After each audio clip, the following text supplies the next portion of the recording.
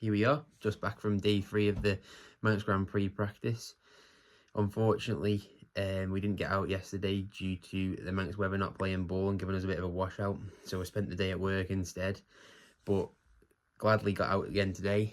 First session was the Greeno Racing Classic Superbike, which I felt straight at home at after getting a couple of laps on that on Sunday. The team have made a couple of changes for tonight and they were feeling good. A couple more changes to make for tomorrow. Unfortunately, we didn't get the full session. I got as far as the mountain mile until the red flags come out due to an accident. But we're planning on 2 sessions tomorrow, so hopefully get the time we need and keep on improving and keep on getting faster. Got escorted back to the grandstand and the little 350 was ready waiting for me. Unfortunately, because it was a bit of a rush, I forgot to put my earplugs in, so I'm definitely left ear now.